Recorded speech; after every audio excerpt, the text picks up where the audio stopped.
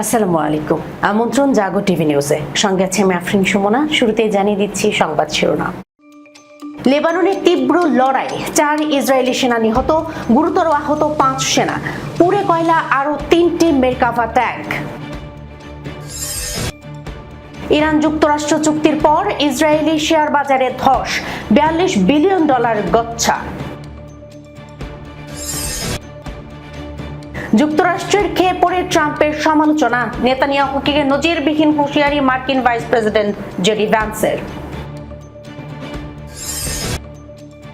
সুইজারল্যান্ডে ইরান যুক্তরাষ্ট্রের চুক্তি স্বাক্ষর অনুষ্ঠান বাতিল।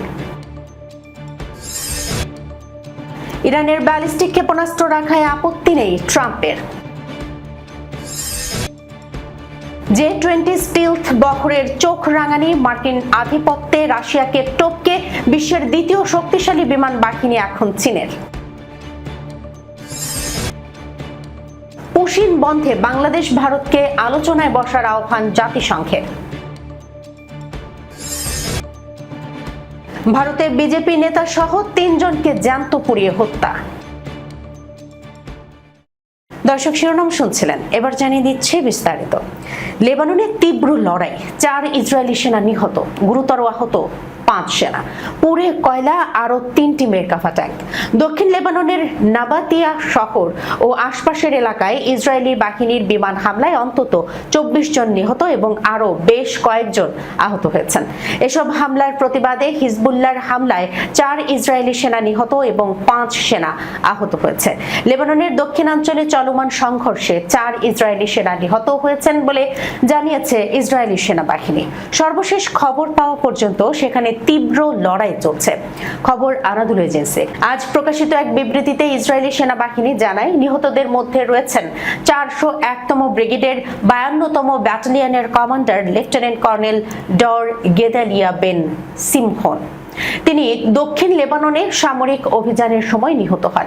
একই ঘটনায় আরো 3 ইসরায়েলি সেনাও নিহত হয়েছেন বলে জানানো হয়েছে, তবে তাদের পরিচয় এখনো প্রকাশ করা হয়নি। সেনাবাহিনীর পক্ষ থেকে বলা হয়েছে, নিহত ওই 3 সেনার নাম পরবর্তীতে আনুষ্ঠানিকভাবে প্রকাশ করা হবে। দক্ষিণ লেবানন সীমান্তে ইসরায়েলি বাহিনী ও সশস্ত্র গোষ্ঠীগুলোর মধ্যে সংঘর্ষ অব্যাহত রয়েছে, যার ফলে উভয় পক্ষেই হতাহতের ঘটনা ঘটছে। ইরান যুক্তরাষ্ট্র সমঝোতায় লেবাননে যুদ্ধবিরতি উল্লেখ থাকলেও তা মানছে না ইসরায়েলি বাহিনী। এদিকে ইসরায়েলের 3টি ট্যাঙ্ক ধ্বংস করার দাবিও করেছে হিজবুল্লাহ। ইরান সমর্থিত সশস্ত্র গোষ্ঠীটি এক বিবৃতিতে জানায়, তাদের যোদ্ধারা ইসরায়েলের 3টি মেরকাভা ট্যাঙ্কে ক্ষেপণাস্ত্র হামলা চালিয়েছে, সেগুলো পুড়ে ধ্বংস হয়ে গেছে। হিজবুল্লাহ জানায়, সাজোয়া ও পদাতিক ইউনিট নিয়ে গঠিত ইসরায়েলি বাহিনী নাবাতিয়েহ শহরের কাছে কৌশলগতভাবে গুরুত্বপূর্ণ আলী আল তাহের পাহাড়ের উত্তর দিক দিয়ে অগ্রসর হওয়ার চেষ্টা করলে তাদের লক্ষ্য করে হামলা চালানো হয়। গোষ্ঠীটি আরো জানায়, ওই এলাকায় এখনো সংঘর্ষ চলছে। মার্কিন ইসরায়েল অভিযানে ইরানের সর্বোচ্চ নেতার হত্যার প্রতিশোধ নিতে সশস্ত্র হিজবুল্লাহ গোষ্ঠী ইসরায়েলে হামলা চালালে গত মার্চে লেবানন ও মধ্যপ্রাচ্য যুদ্ধে জড়িয়ে পড়ে। এরপর লেবানন জুড়ে ব্যাপক হামলা এবং দক্ষিণে স্থল অভিযান শুরু করে তেল আবিব। দেশটির দক্ষিণাঞ্চল ইসরায়েলের সীমান্তবর্তী এবং দীর্ঘদিন ধরে হিজবুল্লাহ নিয়ন্ত্রণে রয়েছে, সূত্র বিএসএস। ইরান যুক্তরাষ্ট্র চুক্তির পর ইসরায়েলি শেয়ার বাজারে ধস, $42 বিলিয়ন গচ্ছা। মার্কিন যুক্তরাষ্ট্র ও ইরানের মধ্যে চুক্তি ঘোষণার পর তেল আবিব শেয়ার বাজার তথা স্টক এক্সচেঞ্জে ব্যাপক বিক্রির চাপ সৃষ্টি হয়েছে এবং বাজার মূল্যে তীব্র পতন দেখা গেছে। তাসনিম সংবাদ সংস্থার বরাত দিয়ে পার্স টুডে জানিয়েছে যে যুক্তরাষ্ট্র ও ইরানের মধ্যে সমঝোতা ঘোষণার পর ইসরায়েলি পুঁজি বাজার সাম্প্রতিক মাসগুলোর অন্যতম বৃহৎ বিক্রির ঢেউয়ের মুখে পড়েছে এবং এর ফলে বাজার থেকে বিলিয়ন ডলার মূলধন হারিয়ে গেছে। তেল আবিব স্টক এক্সচেঞ্জের লেনদেনের ধারা পর্যালোচনা করে দেখা গেছে, সাম্প্রতিক দিনগুলোতে বাজারের প্রধান সূচকগুলো ধারাবাহিকভাবে পতনের মুখে পড়েছে। বিশ্লেষকদের মতে, ওয়াশিংটন ও তেহরানের মধ্যে চুক্তির পর বিনিয়োগকারীদের প্রত্যাশার পরিবর্তন এবং ইসরায়েলের কিছু গুরুত্বপূর্ণ শিল্প খাতের মুনাফা কমে যাওয়ার আশঙ্কাই এর প্রধান কারণ। প্রকাশিত প্রতিবেদনে বলা হয়েছে, যুক্তরাষ্ট্র ইরান চুক্তি ঘোষণার পর থেকে এখন পর্যন্ত ইসরায়েলের শেয়ার মার্কেটের প্রায় $42 বিলিয়ন মূল্য বিলীন হয়ে গেছে। এই ক্ষতি সম্প্রতি গত কয়েক মাসে তেল আবিব স্টক এক্সচেঞ্জে অর্জিত উল্লেখযোগ্য প্রবৃদ্ধির বড় একটি অংশকে মুছে দিয়েছে। আন্তর্জাতিক বিনিয়োগকারীরা মধ্যপ্রাচ্যে ভূ রাজনৈতিক ঝুঁকি হ্রাস এবং জ্বালানি পরিবহন পথগুলো পুরোপুরি পুনরায় চালু হওয়ার সম্ভাবনাকে বৈশ্বিক অর্থনীতির জন্য ইতিবাচক হিসেবে মূল্যায়ন করেছেন। তবে একই সঙ্গে ইসরায়েলি বাজার যে অর্থনৈতিক ও নিরাপত্তাগত সুবিধার প্রত্যাশা করছিল তার একটি অংশ দুর্বল হয়ে পড়েছে। ইসরায়েলের অর্থনৈতিক গণমাধ্যমগুলোর প্রতিবেদনে দেখা গেছে জুন মাসের শুরু থেকে TA125 সূচক প্রায় 8% এবং TA90 সূচক প্রায় 11% কমেছে। এই নিম্নমুখী প্রবণতার ফলে চলতি বছরে তেল আবিব স্টক এক্সচেঞ্জের অর্জিত সাফল্যের একটি বড় অংশ হারিয়ে গেছে। ফলে এমন এক সময়ে যখন বিশ্বের অনেক বাজার যুক্তরাষ্ট্র ইরান চুক্তিতে অর্থনৈতিক ঝুঁকি কমানো এবং বাণিজ্যিক কর্মকাণ্ড বৃদ্ধির একটি ইতিবাচক উপাদান হিসেবে দেখছে, তখন তেল আবিব স্টক এক্সচেঞ্জ এই ভূ রাজনৈতিক পরিবর্তনের অন্যতম বড় ক্ষতির শিকার বা ক্ষতিগ্রস্ত হিসেবে আবির্ভূত হয়েছে এবং এর বাজার মূল্য থেকে কয়েক দশক বিলিয়ন ডলার হারিয়ে গেছে। যুক্তরাষ্ট্রের খেয়ে পড়ে ট্রাম্পের সমালোচনা, নেতানিয়াহুকে নজিরবিহীন হুঁশিয়ারি মার্কিন ভাইস প্রেসিডেন্ট জেডি ভ্যান্সের। তিনি বলেন, প্রেসিডেন্ট ডোনাল্ড ট্রাম্পই ইসরায়েলের একমাত্র মিত্র। এই কড়া মন্তব্যে তিনি ইসরায়েলের বিলিয়ন ডলারের মার্কিন প্রতিরক্ষা সহায়তা পাওয়ার কথাও উল্লেখ করেন। ইসরায়েলের আত্মরক্ষার অধিকার রয়েছে, তবে তাদেরও অন্য সবার মতোই এই শান্তি প্রক্রিয়া মেনে চলতে হবে বলে মন্তব্য করেছেন যুক্তরাষ্ট্রের ভাইস প্রেসিডেন্ট জেডি ভ্যান্স।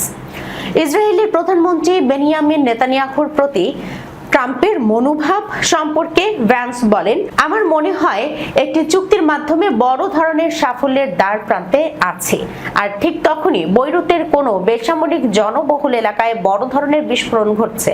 এটি গ্রহণযোগ্য নয়। ভ্যান্স বলেন, তিনি ইসরায়েলের সঙ্গে আরো ঘনিষ্ঠ সমন্বয় এবং এমন একটি আঞ্চলিক কাঠামো চান যা হিজবুল্লাহর কাছে অর্থ পৌঁছানো বন্ধ করতে পারে। এছাড়া ডোনাল্ড ট্রাম্পই পুরো বিশ্বের একমাত্র রাষ্ট্রপ্রধান যিনি এই মুহূর্তে ইসরায়েল রাষ্ট্রের প্রতি সহানুভূতিশীল বলেও সংবাদ সম্মেলনে মন্তব্য করেন যুক্তরাষ্ট্রের ভাইস প্রেসিডেন্ট। হোয়াইট হাউসের এক সংবাদ সম্মেলনে ইসরায়েলি প্রধানমন্ত্রী বেনিয়ামিন নেতানিয়াহু চুক্তিটি নিয়ে ক্ষুব্ধ ছিলেন বলে প্রকাশিত একটি প্রতিবেদন সম্পর্কে জানতে চাওয়া হলে ভ্যান্স বলেন, তিনি নেতানিয়াহুর কাছ থেকে এমন কোনো মন্তব্য শোনেননি, তবে তিনি ইসরায়েলি নেতার মন্ত্রিসভার সদস্যদের সমালোচনা করেন, যাদের সম্পর্কে তিনি বলেন যে তারা চুক্তিটির সমালোচনা করেছেন এবং ব্যক্তিগতভাবে ট্রাম্পকে আক্রমণ করেছেন। হোয়াইট হাউসে সাংবাদিকদের ভ্যান্স বলেন, তাদের প্রতি আমার বার্তা হলো ডোনাল্ড জে ট্রাম্পই এই মুহূর্তে সমগ্র বিশ্বের একমাত্র রাষ্ট্রপ্রধান যিনি ইসরায়েল রাষ্ট্রের প্রতি সহানুভূতিশীল। আমি যদি ইসরায়েলি সরকারের মন্ত্রিসভায় থাকতাম তাহলে হয়তো সারা বিশ্বে আমার অবশিষ্ট একমাত্র শক্তিশালী মিত্রের উপর আক্রমণ করতাম না। ভাইস প্রেসিডেন্ট বলেন, তিনি ওই মন্ত্রিসভার সদস্যদের এই কথাও মনে করিয়ে দেবেন যে ইসরায়েলকে সুরক্ষিত রাখা 2/3 প্রতিরক্ষা অস্ত্র আমেরিকানদের হাতে তৈরি এবং আমেরিকায় করদাতাদের টাকায় পরিশোধিত হয়েছে। যুক্তরাষ্ট্র ইসরায়েলকে বছরের প্রায় $4 বিলিয়ন সামরিক সহায়তা দেয়, কিন্তু দুই দেশ একটি নতুন সহায়তা চুক্তি নিয়ে আলোচনা চালাচ্ছে। ভ্যান্স বলেন, ইসরায়েলের সমস্যা ডোনাল্ড জে ট্রাম্প নন এবং ইসরায়েলের যে কেউ যদি মনে করেন যে তাদের সবচেয়ে বড় সমস্যা যুক্তরাষ্ট্রের প্রেসিডেন্ট, তবে তাদের জেগে ওঠা উচিত এবং দেশটি যে পরিস্থিতিতে রয়েছে তার বাস্তবতা উপলব্ধি করা উচিত। এদিকে নেতানিয়াহুর কার্যালয় এবং ইসরায়েলের পররাষ্ট্র মন্ত্রণালয়ের মন্তব্যের অনুরোধে তাৎক্ষণিকভাবে কোনো সাড়া দেয়নি। সুইজারল্যান্ডের জেনেভায় শুক্রবার অনুষ্ঠিতব্য ইরান যুক্তরাষ্ট্রের চুক্তি স্বাক্ষর অনুষ্ঠান বাতিল করা হয়েছে বলে জানিয়েছেন পাকিস্তানের পররাষ্ট্রমন্ত্রী ইসহাক দার। বিবিসি উর্দুকে দেয়া এক সাক্ষাৎকারে তিনি বলেন, সমঝোতার স্মারক ইতিমধ্যেই ভার্চুয়ালি স্বাক্ষরিত হয়েছে, ফলে শুক্রবার নির্ধারিত আনুষ্ঠানিক স্বাক্ষর অনুষ্ঠান আর হচ্ছে না। এর আগে পাকিস্তানের এক জ্যেষ্ঠ কর্মকর্তা বিবিসিকে জানিয়েছিলেন, প্রধানমন্ত্রী শেহবাজ শরীফ এর জেনেভা সফর স্থগিত করা হয়েছে। তিনি বলেন, এই কাঠামোর পরবর্তী ধাপ অভিন্ন বিষয়ে পৃথক আলোচনার মাধ্যমে এগিয়ে নেওয়া হবে। অনুষ্ঠানটি নিয়ে প্রথম সংশয় দেখা দেয় বৃহস্পতিবার সকালে, যখন প্রধানমন্ত্রী শেহবাজ শরীফ সামাজিক যোগাযোগ মাধ্যম এক্সে দেয়া একটি পোস্টে বলেন, সহ মধ্যস্থতাকারী কাতারের সহায়তায় পাকিস্তান 19 জুন 2026 সুইজারল্যান্ডে নির্ধারিত আনুষ্ঠানিক অনুষ্ঠানের আয়োজন করবে এবং এই ঐতিহাসিক ঘটনার স্মরণে কারিগরি পর্যায়ের আলোচনা শুরু হবে। পরে সংশোধিত পোস্ট থেকে তিনি সেই অংশটি সরিয়ে দেন। পাকিস্তানের বিভিন্ন সূত্র সকালে বিবিসিকে জানিয়েছিল যে অনুষ্ঠানটি এখনো পরিকল্পনা অনুযায়ী অনুষ্ঠিত হবে, তবে দিনের শেষ দিকে সেই অবস্থান পরিবর্তিত হয় এবং অনুষ্ঠান বাতিলের সিদ্ধান্ত নিশ্চিত করা হয়। উল্লেখ্য, সমঝোতার স্মারকে মধ্যস্থতাকারী হিসেবে স্বাক্ষরকারীদের একজন ছিলেন পাকিস্তানের প্রধানমন্ত্রী শাহবাজ শরীফ। ইরানকে কিছু ব্যালিস্টিক ক্ষেপণাস্ত্র রাখার অনুমতি দেওয়ার পক্ষে নিজের অবস্থান পুনর্ব্যক্ত করেছেন যুক্তরাষ্ট্রের প্রেসিডেন্ট ডোনাল্ড ট্রাম্প। ইসরায়েল ভিত্তিক সংবাদ মাধ্যম এই খবর জানিয়েছে। ফ্রান্সে সাংবাদিকদের সঙ্গে আলাপকালে ট্রাম্প বলেন, অন্য দেশগুলোর কাছে যদি এগুলো থাকে তাহলে তাদের কিছু রাখার সুযোগ না দেয়া একটু অন্যায্য হবে। তিনি বলেন, ব্যালিস্টিক ক্ষেপণাস্ত্র এবং পারমাণবিক কর্মসূচি এক বিষয় নয়। আমরা যখন পারমাণবিক ইস্যু নিয়ে কথা বলি তখন সেটি ভিন্ন বিষয়। ট্রাম্প আরো বলেন, সৌদি আরব, কাতার এবং অন্যদের কাছেও যদি এগুলো থাকে তাহলে তুলনামূলক অনুপাতে ইরানের কিছু ব্যালিস্টিক ক্ষেপণাস্ত্র থাকা ঠিক আছে বলে মনে করি আমি। ট্রাম্প বলেন, ক্ষেপণাস্ত্রই মূল সমস্যা নয়। ক্ষেপণাস্ত্র কোনো ছোট জায়গায় আঘাত করতে পারে, কিন্তু পারমাণবিক অস্ত্রের মতো পুরো পৃথিবী ধ্বংস করতে পারে না।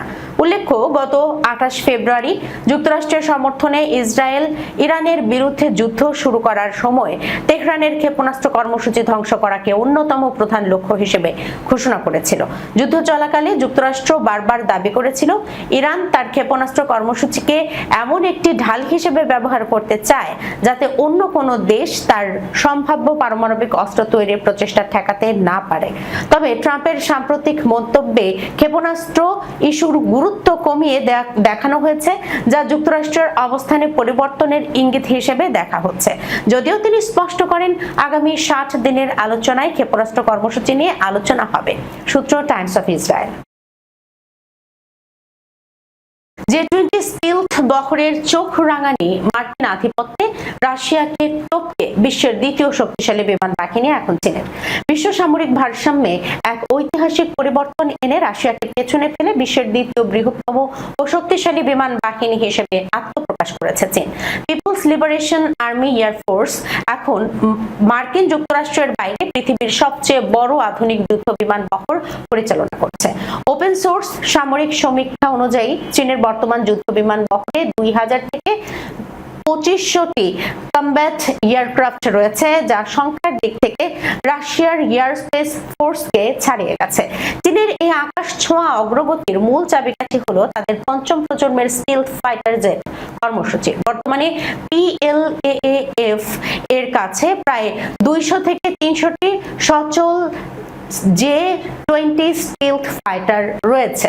বিশেষজ্ঞরা ধারণা করছেন, চীনের উন্নত উৎপাদন ব্যবস্থার কারণে প্রতি বছর এই যুদ্ধ বিমান তৈরির সংখ্যা 100টি ছাড়িয়ে যেতে পারে। বিপরীতে রাশিয়ার নিজস্ব স্টিলথ ফাইটার Su-57 কর্মসূচি নানা ধরনের নিষেধাজ্ঞা, ইঞ্জিনের সমস্যা এবং উৎপাদন জটিলতার কারণে স্থবির হয়ে পড়েছে। রাশিয়ার বিমান বাহিনীতে বর্তমানে মাত্র 25 থেকে 30টির মতো Su-57 সচল রয়েছে। এছাড়াও চীনের নতুন J-35 স্টিলথ ফাইটারটি ল্যান্ড বেসড এবং ক্যারিয়ার কেপেবল উভয় সংস্করণেই সার্ভিসে প্রবেশ করছে, যা আমেরিকার পর বিশ্বের দ্বিতীয় বৃহত্তম স্টিলথ ইকোসিস্টেম তৈরি করতে যাচ্ছে। শুধুমাত্র স্টিলথ বিমানই নয়, চীন তাদের মূল শক্তি বা কমব্যাট মাস বাড়াতে বিপুল পরিমাণে 4.5 প্রজন্মের যুদ্ধ বিমান তৈরি করছে। J-16 একটি মাল্টি রোল স্ট্রাইক ফাইটার, যা বর্তমানে চীনের কাছে প্রায় 450টি রয়েছে। এর বিশেষ ইলেকট্রনিক ওয়ারফেয়ার সংস্করণ J-16D শত্রুর রাডার ও যোগাযোগ ব্যবস্থা ধ্বংস করতে সক্ষম। J-10C আধুনিক এইসার রাডার এবং উন্নত এভিওনিক্স সমৃদ্ধ এই ফাইটারটি চীনের বিমান বাহিনীর অন্যতম প্রধান মেরুদণ্ড। বর্তমানে এর সংখ্যা 550টি ছাড়িয়েছে। ইউক্রেন যুদ্ধের দীর্ঘস্থায়ী প্রভাব এবং পশ্চিমা নিষেধাজ্ঞার কারণে রাশিয়ার বিমান বাহিনী এক বড় ধরনের সংকটের মুখে পড়েছে। বন্ধে বাংলাদেশ ভারতকে আলোচনায় বসার আহ্বান জাতিসংঘের। প্রতিবেদনে বলা হয়েছে, সীমান্তে পুশিনের কারণে শূন্য রেখায় অবস্থানরত মানুষের মানবাধিকার ও মর্যাদা রক্ষায় বাংলাদেশ ও ভারতের মধ্যে গঠনমূলক আলোচনা অপরিহার্য বলে মনে করে জাতিসংঘ। সংস্থাটির মহাসচিবের পক্ষে অবস্থানের কথা জানিয়েছেন মুখপাত্র স্টিফেন ডুজারিক।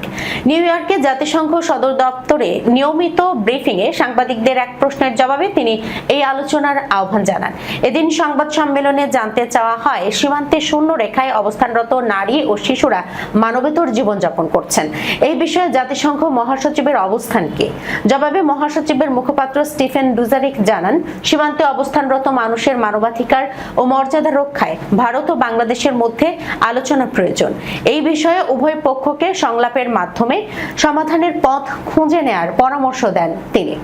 বাংলাদেশ ভারত সীমান্তে সাম্প্রতিক সময়ে পুশিন ইস্যু নতুন করে আলোচনায় এসেছে।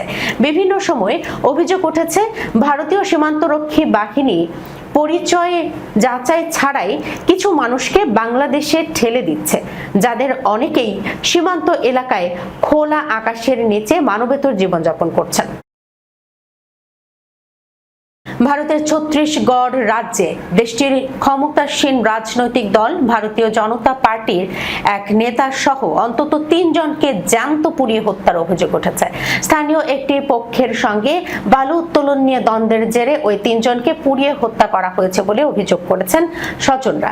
ভারতীয় সংবাদ মাধ্যম এনডিটিভির এক প্রতিবেদনে এই তথ্য জানানো হয়েছে। প্রতিবেদনে বলা হয়, দিবাগত রাতে রাজ্যের কোরিয়া জেলার সোনহাট থানার নওগাইন গ্রামে এই ভয়াবহ ঘটনাটি ঘটে। একাধিক ট্রাকের মাঝে একটি ফরচুনার এসইউভি গাড়িকে আটকে রেখে পেট্রোল ঢেলে আগুন ধরিয়ে দেওয়ার অভিযোগ উঠেছে। আগুন নেভার পর দেখা যায়, স্থানীয় বিজেপি নেতা ও সাবেক জনপদ পঞ্চায়েত সভাপতি ভারত সিং ওরফে লাল্লা সিং সহ ৩ জন মারা গেছেন। নিহত বিজেপি নেতার পরিবার বলেছে, বালুমহাল পরিচালনা সংক্রান্ত একটি বিরোধের মীমাংসা করতে গিয়েছিলেন ভারত সিং, তবে তিনি আসলে সুপরিকল্পিত ফাঁদে পা দিয়েছিলেন বলে অভিযোগ করেছেন তার স্বজনরা। পুলিশ এখন পর্যন্ত এই ঘটনায় 4 জন অভিযুক্তকে গ্রেপ্তার করেছে। তারা হলেন অক্ষত ত্রিপাঠী, বিশাল ত্রিপাঠী, সত্যপ্রকাশ ত্রিপাঠী এবং মুন্নু ত্রিপাঠী। দর্শক, এই ছিল এখনকার মতো জাগো টিভি নিউজে। যাবার আগে সংবাদ শিরোনামগুলো জানাচ্ছি আরো একবার। লেবাননে তীব্র লড়াই, 4 ইসরায়েলি সেনা নিহত, গুরুতর আহত 5 সেনা। পুড়ে কয়লা আরো 3টি মেরকাভা ট্যাঙ্ক। ইরান যুক্তরাষ্ট্র চুক্তির পর ইসরায়েলি শেয়ার বাজারে ধস, $42 বিলিয়ন গচ্ছা। যুক্তরাষ্ট্রের খেয়ে পড়ে ট্রাম্পের সমালোচনা, নেতানিয়াহুকে নজিরবিহীন হুঁশিয়ারি মার্কিন ভাইস প্রেসিডেন্ট জেডি ভ্যান্সের। সুইজারল্যান্ডে ইরান যুক্তরাষ্ট্রের চুক্তি স্বাক্ষর অনুষ্ঠান বাতিল। ইরানের ব্যালিস্টিক ক্ষেপণাস্ত্র রাখায় আপত্তি নেই ট্রাম্পের। J-20 স্টিলথ বহরের চোখ রাঙানি, মার্কিন আধিপত্যে রাশিয়াকে টপকে বিশ্বের দ্বিতীয় শক্তিশালী বিমান বাহিনী এখন চীনের। পুশিন বন্ধে বাংলাদেশ ভারতকে আলোচনায় বসার আহ্বান জাতিসংঘের। ভারতের বিজেপি নেতা সহ 3 জনকে জ্যান্ত পুড়িয়ে হত্যা। এখনকার মতো এই পর্যন্ত। এতক্ষণ পর্যন্ত যারা সঙ্গে ছিলেন সবাইকে ধন্যবাদ। আল্লাহ হাফেজ।